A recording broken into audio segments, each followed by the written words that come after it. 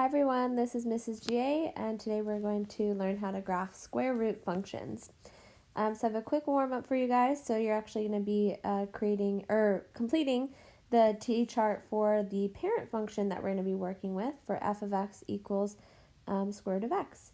So please complete this chart, plot the points, and list the domain and range. And when you're ready to check your answers, just hit play.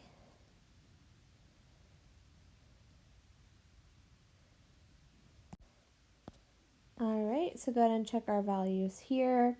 So we have the square root of 0 is 0, square root of 1 is 1, the square root of 4 is 2, and the square root of 9 is 3. So you can see when we plot these points, we get this shaped graph.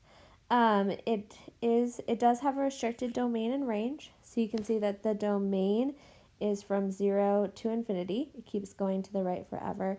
And the range is also 0 to positive infinity. I know it looks like it's flattening out, but it is technically going up a little bit, so it will keep going up forever. And you'll notice here that there's no negative x values, and remember that's because we can't take the square root of a negative number. It is not possible. So that's why the lowest x value is 0. So again, we are going to be using this as our parent function for today's lesson. So we'll keep referring to these points and then we'll apply transformations. All right, so before we actually start graphing, we are going to talk about transformations of square root functions and how to interpret them from the equation you see. Now the rules for transformations that we learned earlier this year, the same rules apply for square root functions. So this should look really familiar by now. So you'll see that there's a few extra letters added.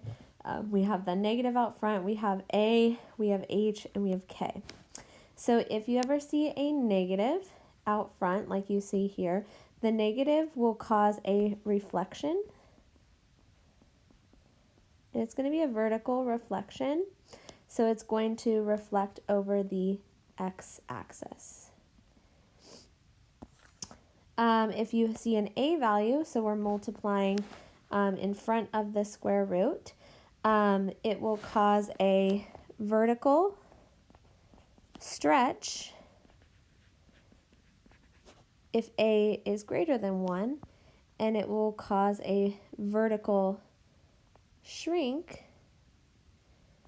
if A is less than 1. Remember, we always assume that A is positive. That negative is something different, right? It's our reflection. And for this year, we aren't going to be working with horizontal stretches or shrinks for these functions, so we're just going to only see numbers multiplied out front. Now, if you see something added or subtracted from x, which we'll call h, the h will cause a horizontal translation.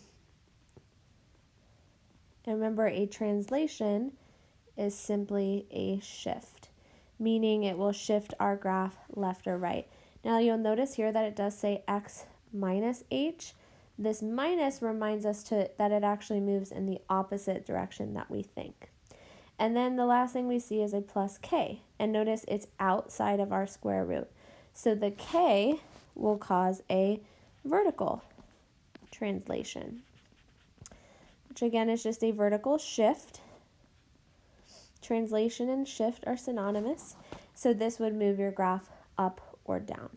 So again, these transformations should look really familiar from other functions we've covered this year. The same rules apply for our square root functions. All right, so before we start actually graphing, we are just going to practice describing the transformations we see in reference to the parent function f of x equals square root of x. So we're just going to list out the transformations. So let's look at this first one. Here we have negative square root of x minus 5. So the first thing we see here is the negative. So remember, this is a reflection over the x-axis. And then the next thing that I see is this minus 5. So since this is outside of the absolute or of the square root, this is a vertical shift or translation, down 5. So this would be our k value. All right, let's look at this next one. So here again, I see 2 transformations. I always like to evaluate anything being multiplied first, so any reflection, stretch, or shrink, we should do that first. So here we do see a vertical shrink. It's a shrink because 3 over 5 is less than 1.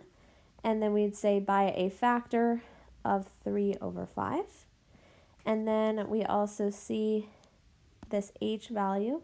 So remember, since it's being added or subtracted from x, this is a horizontal shift. And remember, this moves in the opposite direction. So even though it says minus 6, this actually moves to the right 6 units. And then last, here we have 3 different transformations. So let's start with our vertical stretch or shrink. Now this one, since 3 over 2 is larger than 1, it's actually going to be a vertical stretch, and then by a factor of 3 over 2.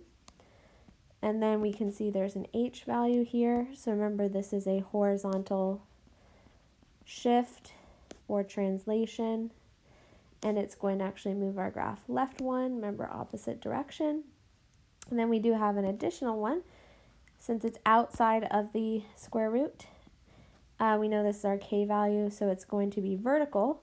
So it's a vertical shift, and this will go up 9. So if you know how to describe the transformations that you see by looking at the equations, you can use those same transformations to help you graph. And now we are going to do one more thing before we actually start graphing. So we're actually going to do the opposite. We're going to look at a graph and we're going to see if we can actually describe the function that matches the graph. So we'll kind of compare it to what our parent function looks like, and we can see if we can apply the transformations. So if it helps, you might want to draw in the parent function so we can compare it. So we're going to use those same points, 0, 0, 1, 1, 4, 2. Those are good ones to start with. I'll do kind of a dotted line to show that's our parent function. So we can kind of list out what we think is happening here. So one thing we can compare are the starting points. So I like to say that our typical starting point for our square root function is at 0, 0. But you can see that this graph is actually starting here at -1, -3. So we can see that this graph was shifted left 1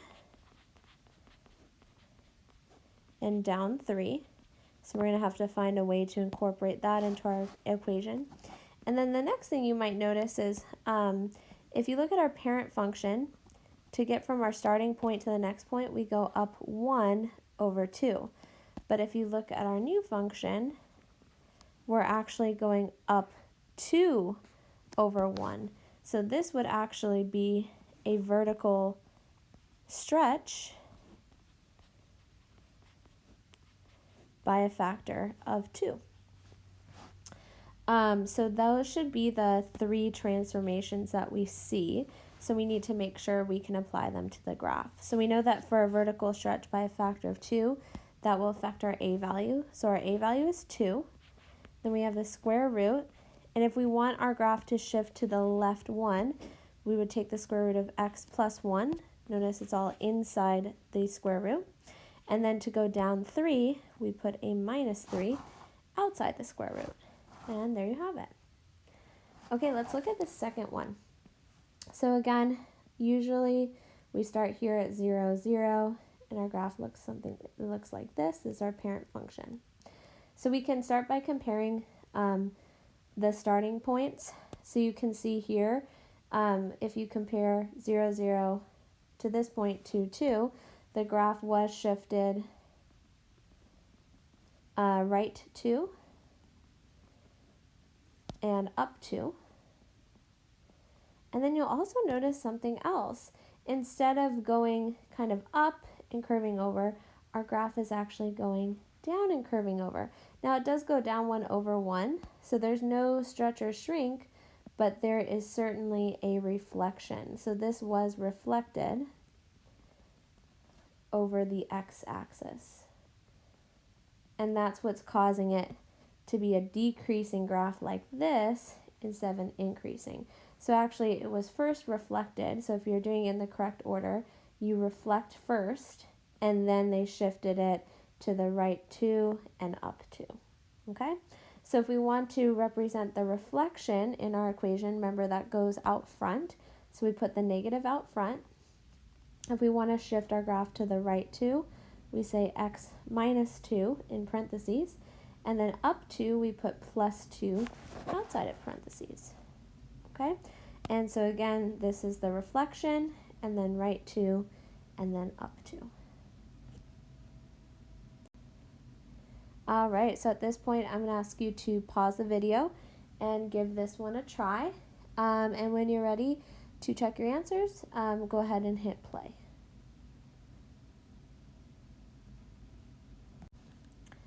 All right, so go ahead and check here.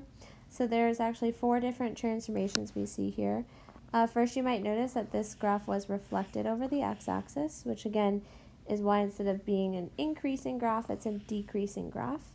You'll also notice that there's a vertical stretch, because instead of going right up 1 over 1, we're going down 3 over 1. So the down is the reflection, but since it's down 3 over 1, it's actually a vertical stretch by a factor of 3. So you can compare where the first point is to where the second point is. So that vertical distance is our stretch. And then you can see if you compare the starting points of our graph, the starting point has shifted left 5 and up 3. So here's our reflection, here's our vertical stretch by 3, here's left 5, and here's up 3. Okay, so now that we know how to describe transformations, and we can even look at graphs and write equations for them using transformations, now we are ready to actually do the graphing. So we can graph with our transformations as well. And then we'll describe the domain and range. So if we start with this first one, again, I like to start with my parent function. So I'll do this time my parent function in red. So you can always start with those same points, 0, 0, 1, 1, 4, 2, and even 9, 3. Again, I'm going to do it as a dotted line to show that it's our parent function. Okay, so we can see that there are 2 transformations happening here. Our graph is going to the right 4.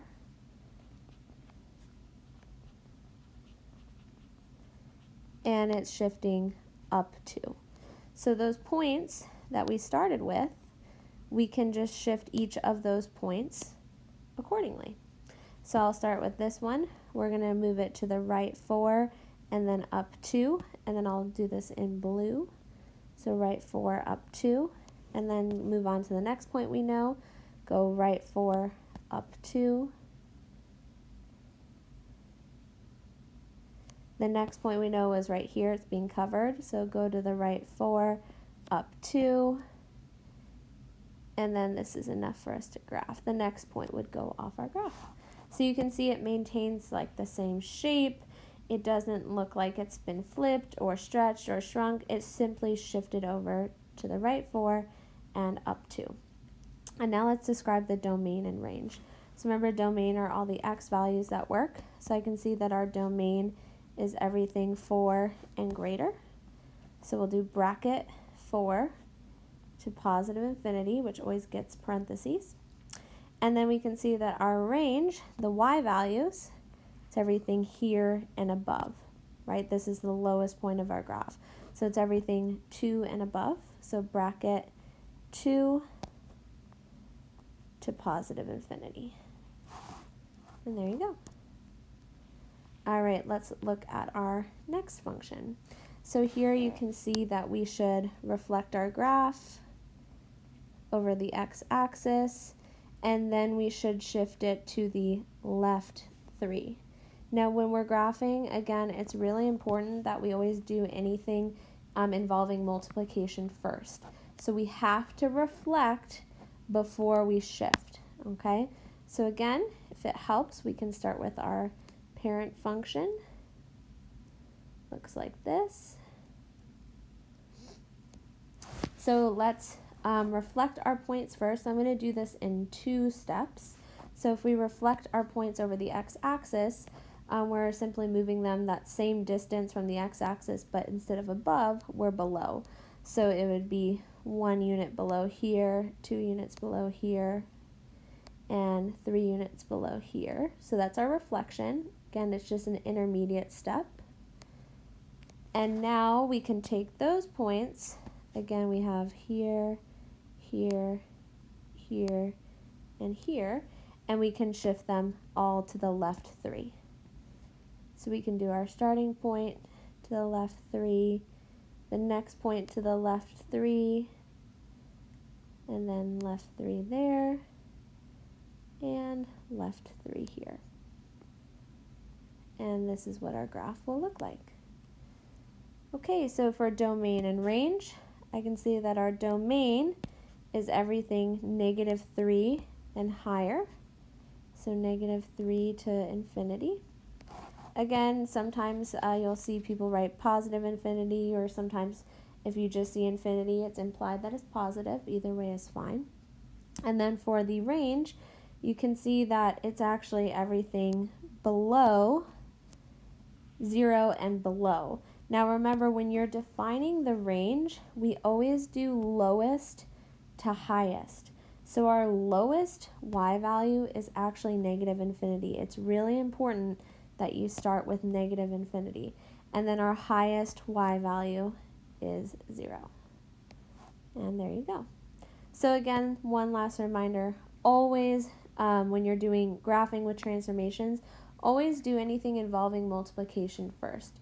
So reflections and stretches or shrinks need to happen before you shift left, right, up, or down. Okay, let's look at this last example.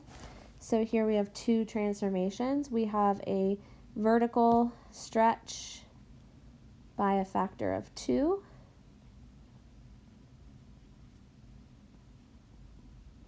And then we can see that our graph is also being shifted down 5.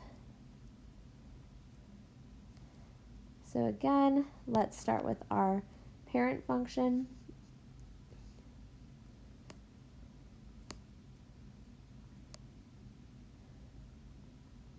So we need to do our vertical stretch first. So how do you do a vertical stretch? You take the point you know, and you essentially double the y values. You're going to double the y values. So for my first point, it's going to stay in the same spot because 0 times 2 is 0. Now for my next point here, my y value is 1, so I'm going to move it up to 2. So here. For this next point that we know, my y value is 2, so I'm going to multiply that by 2. I'm going to double it, and it moves up to 4. And then for this next point we know, our y value is 3, so we double it to 6. So that's our vertical stretch. Again, I'm going to do this dotted because this is just an intermediate step. And now we actually need to shift everything down 5. Now we can do the translation. So take those new points that we have in blue, and I'll do my final answer in green this time, and shift everything down 5. So we have 1 point here, 1 point here, 1 point here, and 1 point here. And green is our final answer. So again, do the vertical stretch first, and then shift all of those points down 5. And this is our final answer. This is h of x. All right, so now let's talk domain and range. So our domain is this region, 0 to infinity. And then our range, I can see our low point is here at -5, and then it's everything above. So it is -5 to positive infinity. And again, I understand that our graph looks like it's flattening out. It looks like maybe it's not going up, but it is increasing. It's just increasing really, really slowly. So it will eventually start heading towards positive infinity. So I know, again, it looks like it's not increasing, but it is.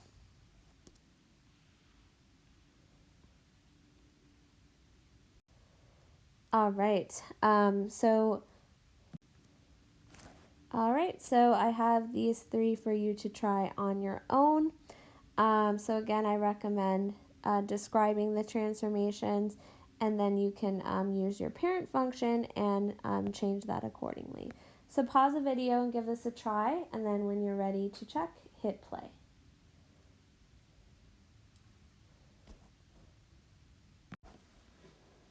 All right, so go ahead and check your answers here.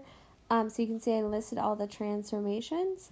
So in this first one, it was shifted left 4, down 1. So here's my graph. Check your domain and range.